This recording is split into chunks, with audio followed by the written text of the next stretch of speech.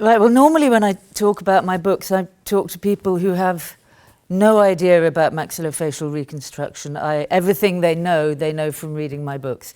So today is quite different for me, and I'm feeling a little tiny bit cowed by the body of knowledge that I know is in this room and by the sheer amount of stuff that I've been listening to today, which has slightly overwhelmed me, but also very much inspired me. And I only wish it had happened before I'd actually written my books, because I could have done most of my research just in one day, as opposed to the many years it took. Right, you might be wondering about this terrible title that my novel has. I'll show you the book here. This is an American edition. The English one is not quite so good looking, so I brought the American one.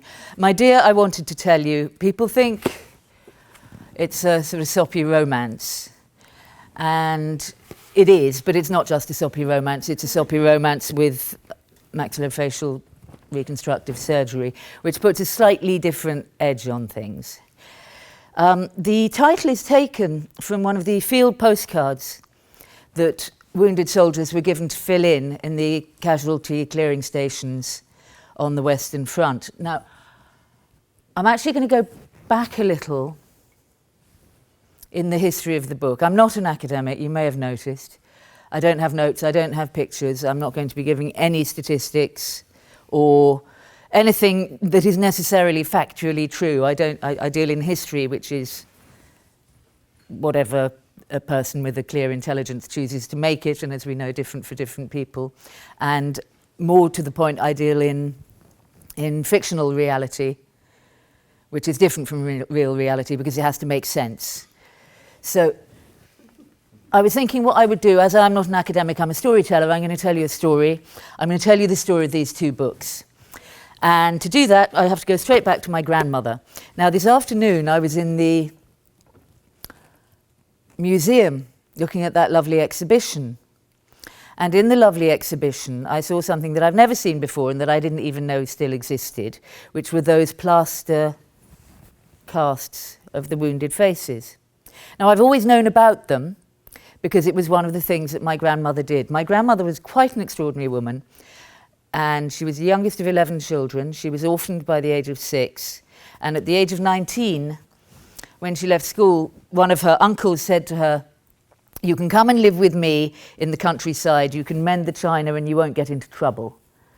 And she said, "No way," and ran away to Paris to be an artist.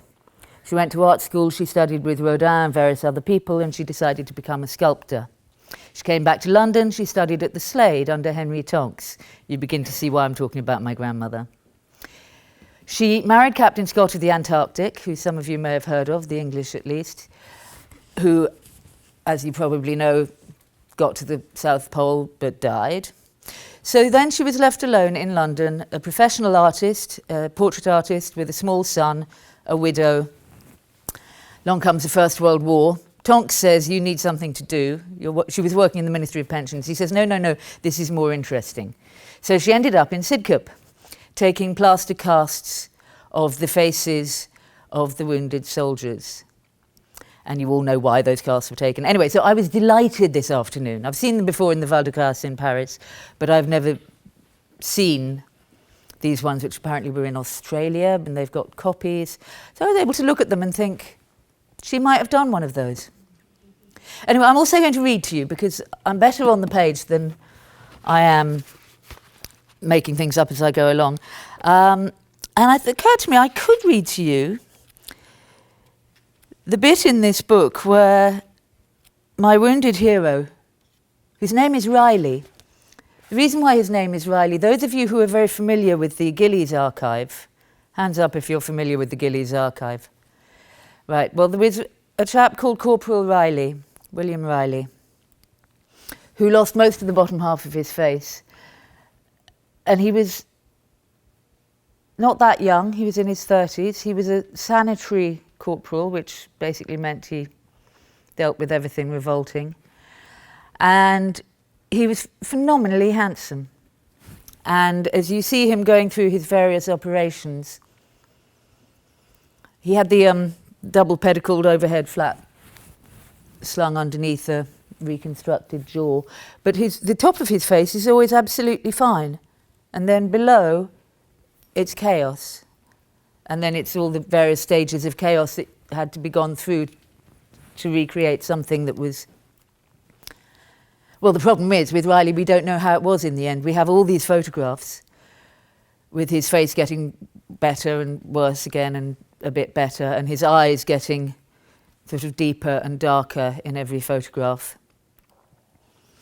And then we don't know what happens to him. Because those of you who heard Paddy talking this morning, Paddy Hartley, about Walter Yeo and wanting to find out more about him. With my Riley, I couldn't find anything. He disappears. The last entry in the records is 1923. That's it. So I wanted to give Riley a story. I gave my hero this name. I didn't call him William Riley. I called him Riley Purefoy.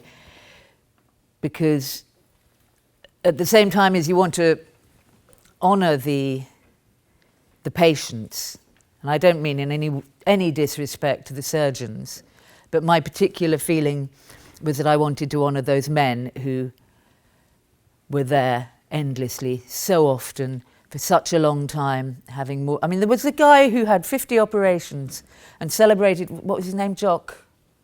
He celebrated his 50th operation by getting blind drunk and breaking every window in the hospital. And nobody minded. Yes, honour to him. 50 operations, that's the kind of thing you have to do.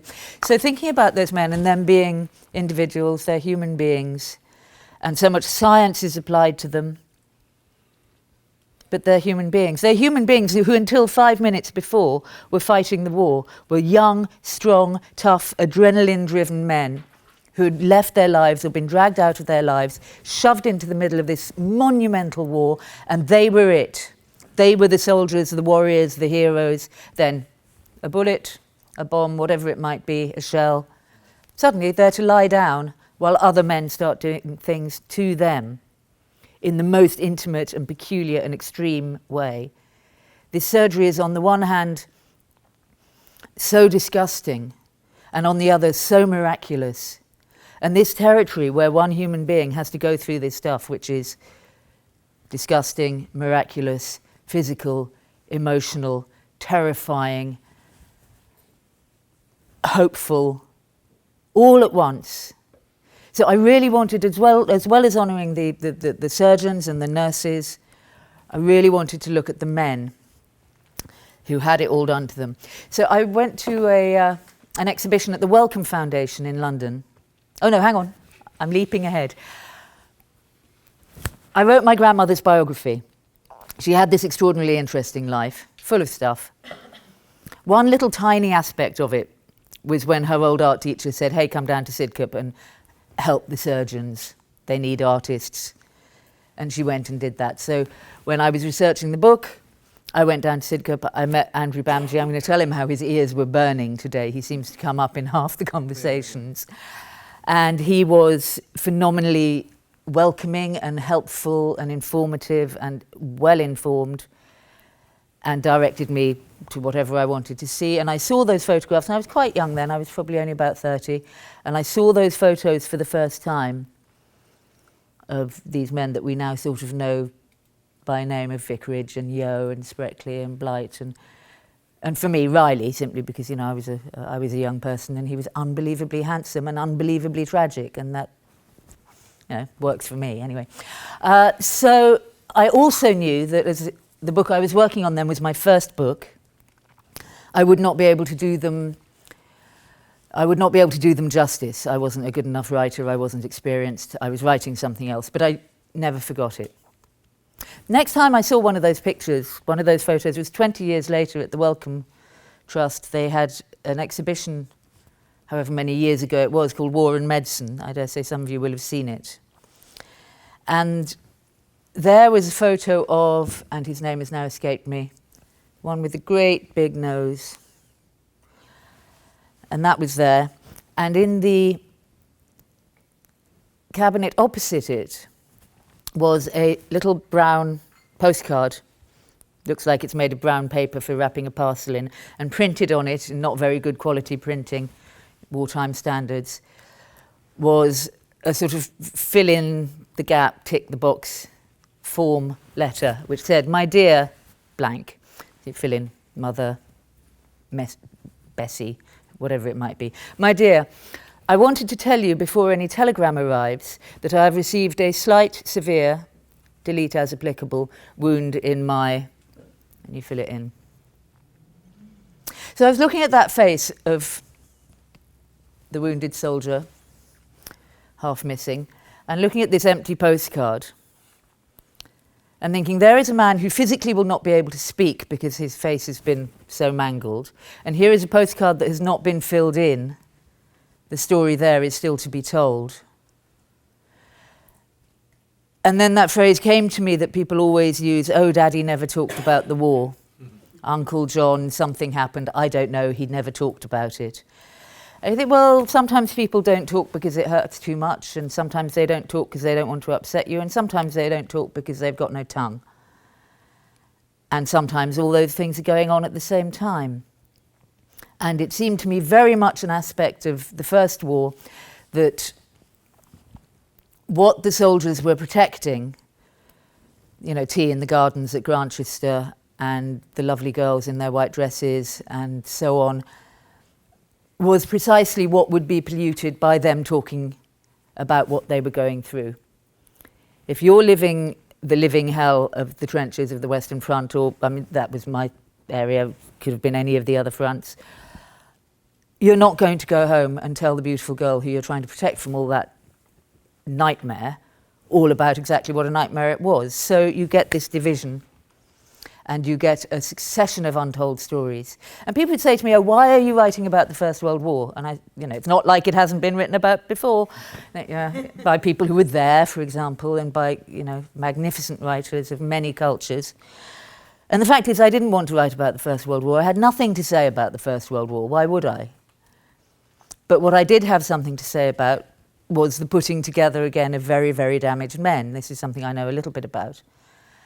And that surgery and the coincidence of my grandmother's having worked on it and of seeing those two things at the same time, the picture of the soldier and the empty postcard. And I thought, well, this is an invitation.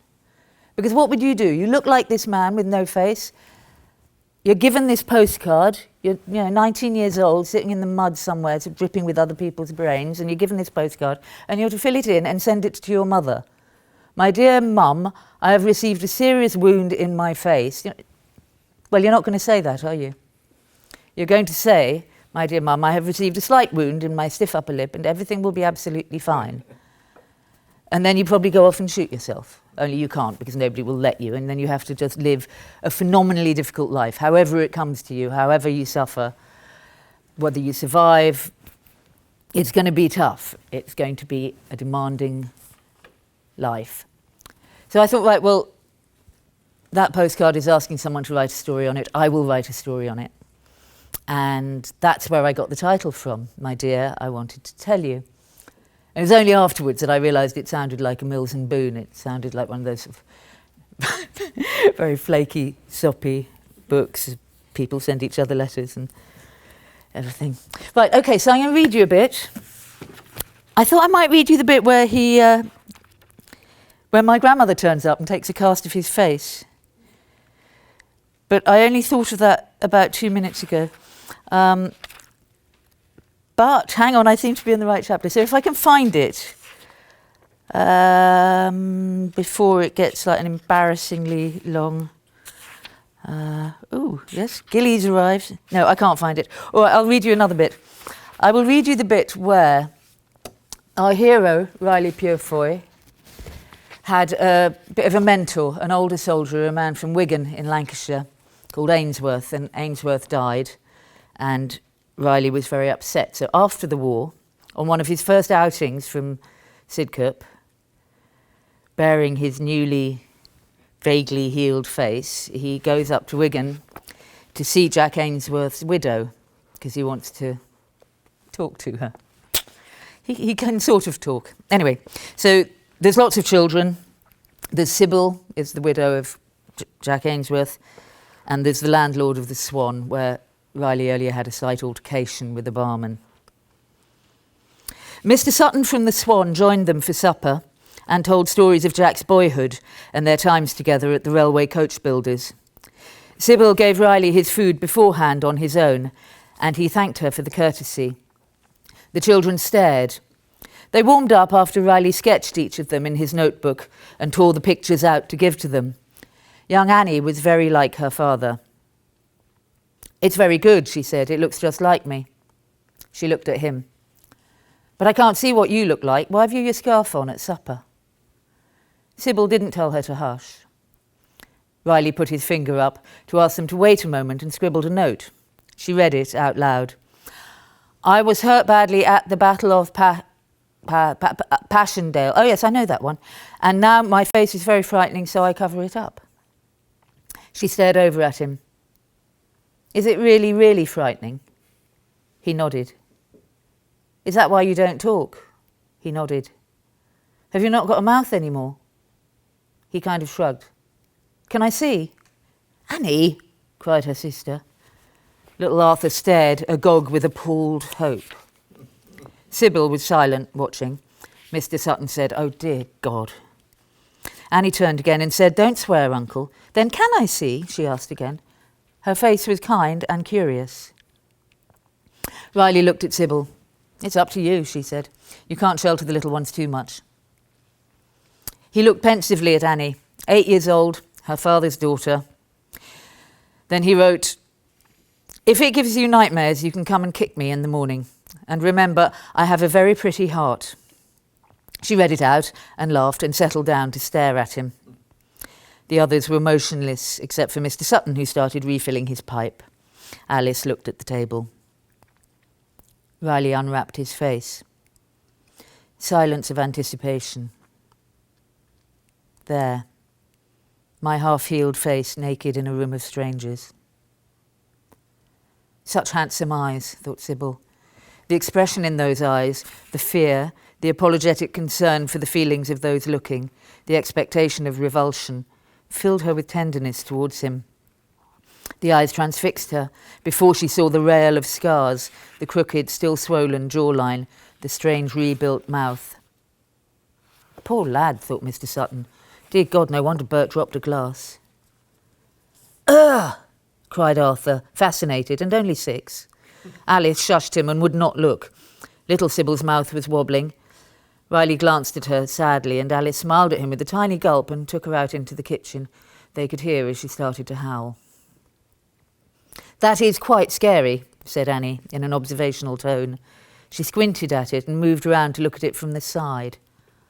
"I quite like it, though. Can I touch it?" Riley felt the tightness across his cheekbones, a little snort of utterly unexpected laughter, trying to find a place to go. He nodded and watched her until she went out of focus as she came up close and carefully prodded different places on his face. "But you have got a mouth," she said. "I bet you could talk." He said, "Ah-da-da." She grinned. "See," she cried, "you must take honey and hot water and whiskey for your throat." He reached round her for the notebook. She passed it to him. He wrote, "The surgeon at the hospital made me a new jawbone out of rubber and brought the skin from my head to cover it. They're going to get me teeth. They say I might be able to chew and eat again. I think I'll always be a messy eater, though." "Arthur was a messy eater," she said kindly. "He grew out of it. He practiced eating tidily because Mum said to." "Did they cut you and stitch you?" "Yes." "Do you remember, Mum, when they did that to Jean's dad after the fire in the engine house?" Arthur and Mr. Sutton were still staring. Sybil said, "They did that, Annie." "It's clever how they can do that," Annie said. "And it's not that frightening, you know. I suppose because your eyes are kind." His pupils shrank away, tiny, black in the grey fields. He blinked several times. Then he groped for his notebook. Sybil passed it, and Riley wrote, "Thank you. What you have said makes me feel much better about my face." She read it, smiled at him, jumped up and patted his cheek. "Best do the dishes now," she said.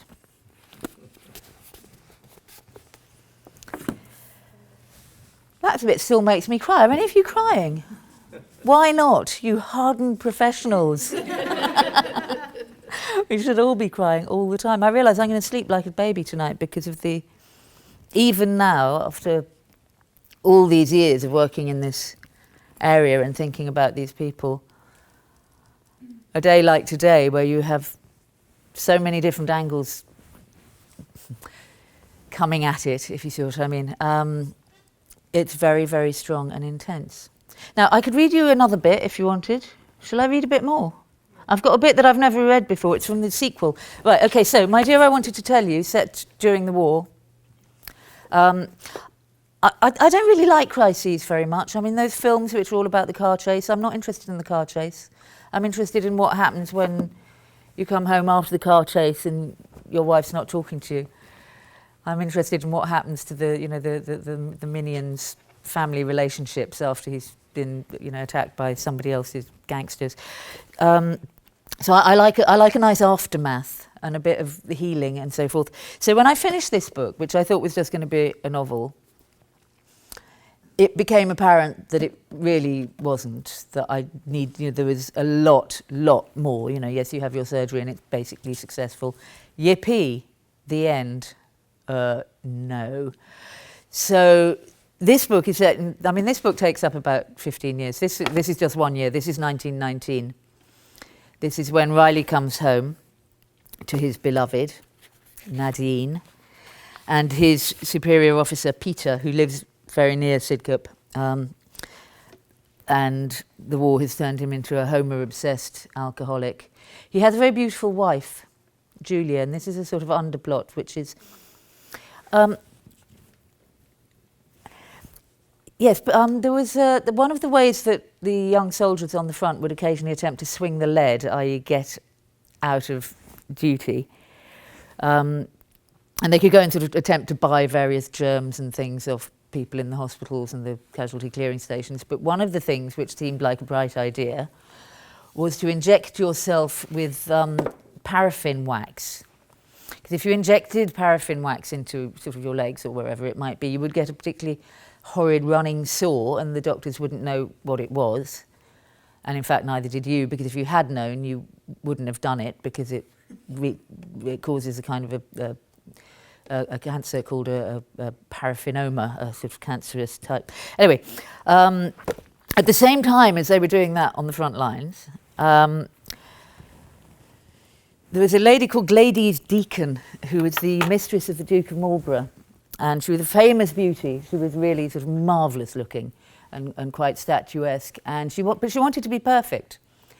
And what she felt she had to have to be perfect was she should have one of those marvellous classical noses that comes down in a straight line, so you don't have the dip there. The little dip at the top of her nose was not good enough for her.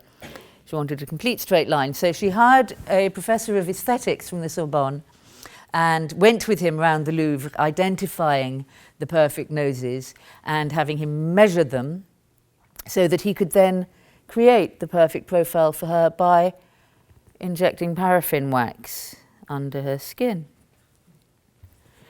And this happened almost exactly at the same time as it was being used for such a very different purpose out in Flanders and northern France. Anyway, so I nicked a bit of that, not such extremity, for Peter's wife Julia, who doesn't want, she's a woman of that generation. She's been brought up to be a good wife and to be pretty and to make her husband happy. Now, her husband is an officer fighting the First World War, so funnily enough, he's not happy.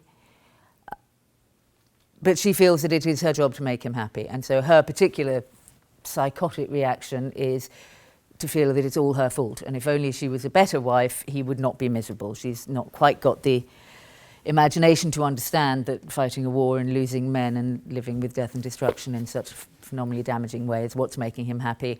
And the colour of her blusher has really got nothing to do with this. Anyway, so she, through her, we can, I found myself in territories of early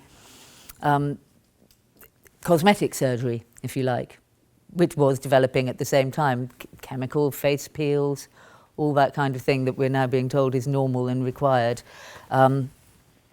they also existed then. So we've got that parallel story of Julia's obsession with beauty, Riley's desire maybe to be able to eat again and talk straight.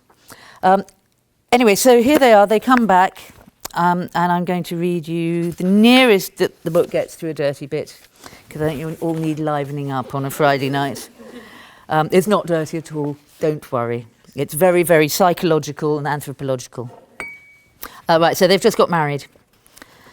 The day after the wedding, Nadine and Riley went to Nadine's parents' house on the Bayswater Road.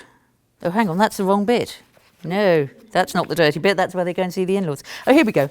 The bride and groom were to spend the wedding night at Peter's mother's house in Chester Square, where the tall, handsome rooms were still draped with dust sheets and the chandeliers swathed in pale holland because the old lady still didn't dare come down from Scotland. They had not kissed. How could they?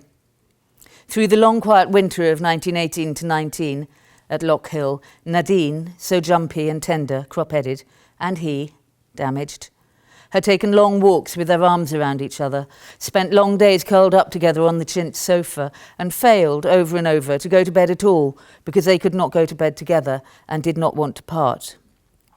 They had paused like bulbs underground in winter, immobilised, and reverted to a kind of reinvented virginity, as if their tumultuous romance had never been consummated during the unfettered years of war. That the war was over and things were to be different was the largest truth in the house. The next was that nobody had much idea of what happened now. But for Riley and Nadine, one immediate shift was that the sexual liberties allowed by the possibility of imminent death had disappeared like a Midsummer Night's Dream. Their reborn chastity happened passively and without comment between them. This had seemed to each of them at the time a form of safety, but by their wedding night, Riley had become hideously aware of it, and also of the fact that he did not know what his new wife was thinking on the subject. He recalled the letter she had sent him in 1915, "Riley, don't you ever, ever, ever again not tell me what is going on with you." But saintly woman though she was, in fact because of her saintliness, he could not, and he was aware of the irony here, find the words. Riley brought with him to Chester Square various accoutrements. His etched brass drinking straw made from a shell casing, a gift from Jarvis at the Queen's Hospital. A rubber thing with a bulb for squirting and rinsing. Small sponges on sticks for cleaning, mouthwashes of alcohol and peppermint. His pellets of morphine, carried with him in a little yellow tin which used to hold record player needles, everywhere, always, just in case. In case of what, he thought? In case someone shoots my jaw off again? Riley's mouth had for so long been the territory first of bloody destruction, then of its complex rebuilding by surgery and medical men, that he had trouble seeing it as his at all. Eating was still difficult and took a long time. Trying to chew was difficult, trying to swallow, trying not to choke, trying not to dribble, even though he couldn't always tell that he was dribbling because his nerve endings could not be relied on to know where they were. Trying to cough or stop coughing. Learning to live with somewhat undisciplined saliva and phlegm, though that had improved a lot, thank Christ. And to accept that even when he had learnt to live with it, other people would always find it disgusting. Learning to accept when Nadine passed him a handkerchief. Learning to accept endless generosity and inventiveness with soups and coddled eggs and milk puddings, fools and mousses and shape from the cook. Baby food, he thought then. Get over it.